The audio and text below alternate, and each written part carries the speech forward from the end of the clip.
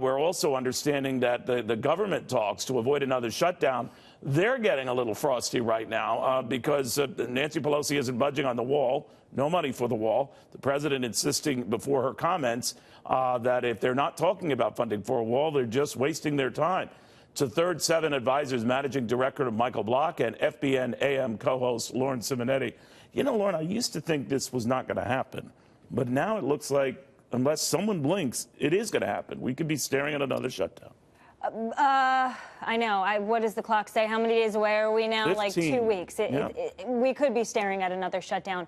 Nancy Pelosi is not budging. She is digging her heels in on this. And quite honestly, so is the president. But you say tomato, I say tomato. What are they actually fighting over? It's semantics. If we could just call it a barrier, maybe the president has to take $5 billion or $4.7 billion, but cave a little bit on the amount of money. They cave a little bit on what the barrier exactly is, and then that's how you get a deal. But so far, this they're not budging. bipartisan Michael, does it coming up with nothing. come into the equation for you looking at these markets, this issue that was deemed a non-issue last go-round, even though it lasts 35 days, suddenly reemerges? It's being treated as a bit of a non-issue, Neil. The thing is this. I personally think that they're going to stare each other down at the end of this 3 weeks. The president's just going to use emergency powers to do this. I think the time has come, and I think he's going to do it. Whether I agree with it or not, he's going to do it. And by the way, that would get the monkey off his back as far as a shutdown, right? Then it would be in the courts. If it bounced back and forth, then that would be it, right? And taking my emotions out of this, the thing about not having another shutdown is this. You get away from a shutdown, nothing gets done here, but what else can be done? Can the Democrats and the GOP move past this issue and actually work on some bipartisan stimulus? No, not happening. Well, look, I'm not going to be cynical about it. I'm still going to say it's one thing to say no to a wall, but what about saying yes to infrastructure? But if you're saying no to reforms? a wall or reaching an agreement on that, doesn't it make it much more difficult to say yes to anything else? It does, but if we get this out of the way because the president takes the road less traveled, maybe we, when the dust settles from that, maybe we can get something out of it, and that's really the optimistic case here. Let's see if it can happen. I could see it happening. I will say, trying to avoid the politics of this, Lauren, the president's fault for being stubborn, demanding a wall, but not the Democrats for being equally stubborn, refusing to give him it. So I know how this plays out in the media and all that. That's why Mitch McConnell is very concerned that another shutdown will only backfire on Republicans, and he wants to avoid that at all costs. But I am wondering, when you talk to traders in early morning, when your guests are on with you, are any of them saying the unthinkable is now very thinkable, very, very inevitable? That the government shuts down again, and is it more deleterious if we have the national emergency at the same time? To have a note, Neil, we hope that's not the case.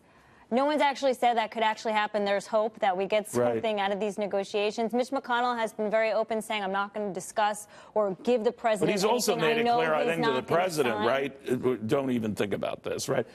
Go ahead. It was the visceral effect of those TSA delays at LaGuardia that really got traders thinking. The guys I talked to didn't care about this until suddenly it was like, wait a minute, this is going to slow down business. Commerce is being disrupted here. We have a problem.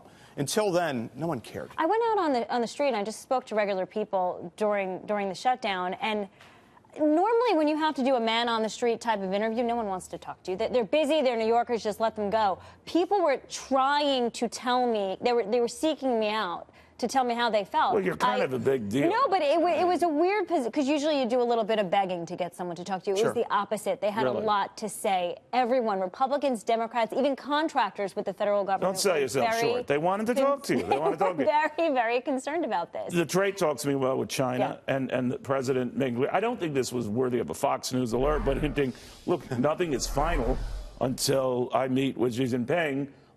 Probably after my meeting with the North Korean leader, but that's the end of next month. I mean, were you surprised by that? I mean, a lot of people who were hoping, some were in the camp, we're going to get a trade deal or the blueprint of one today. That was unrealistic. Here's the thing. In principle, no one wants tariffs. Even folks who are trying to run a business where they say China is competing with me unfairly, in theory, they don't want tariffs. They want fair competition.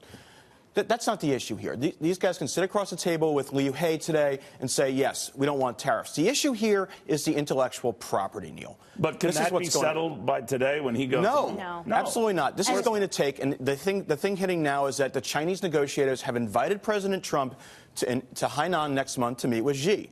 The two of them have to sit across the table from each other, look each other in the eye, and agree we are going to enforce IP protection to an extent that we can agree upon, sign upon, enforce. Now, whether that means that down the road, 6 months, 18 months, 100 years from now, that actually happened is debatable. The question is it credible enough where both sides can shake hands, sign agreements, and both declare victory? They have to do something before this guy goes, though, right? What if they were to agree to delay the implementation of those tariffs? Another delay. Right.